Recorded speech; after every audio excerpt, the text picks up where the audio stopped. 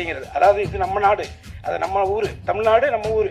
இந்த ஊர்ல எல்லாரும் வாழலாம், ஆனால் ஆள்பவன் தமிழனாக இருக்க வேண்டும். அதற்கான சீமானவர்களை உரையாற்ற வருக வருக என்று நான் வரவேற்கிறேன். அதாவது இது நம்ம நாடு, அது நம்ம ஊரு, தமிழ்நாடு நம்ம ஊரு.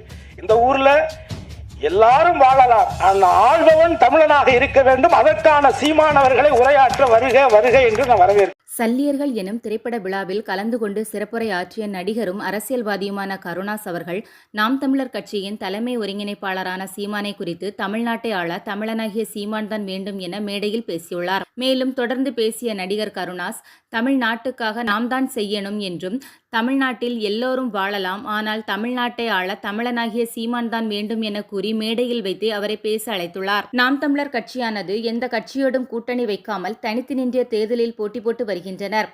நாம் தமிழர் கட்சியின் தலைமை ஒருங்கிணைப்பாளரான சீமான் அவர்களை பல்வேறு தரப்பினரும் பாராட்டி பேசி வருகின்றனர். சீமானின் அறிவார்ந்த பேச்சும் கூர்மையான சிந்தனையான கருத்துகளாலும் இளைஞர்களை வெகுவாக கவர்ந்து அரசியலில் ஈடுபட செய்து வருகிறார்.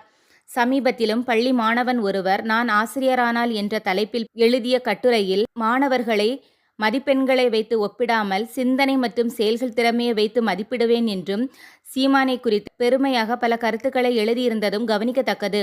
சமீபத்திலும் பள்ளி மாணவர்களிடம் சீமானை குறித்து கேள்வி எழுப்பிய போது மாணவர்கள் சீமானை புகழ்ந்து பேசியதோடு அவர்தான் வருங்கால முதல்வராக வேண்டும் என்று அவரை புகழ்ந்து பல கருத்துக்களை கூறி நிருபரை திணறடிக்க வைத்திருந்ததும் குறிப்பிடத்தக்கது.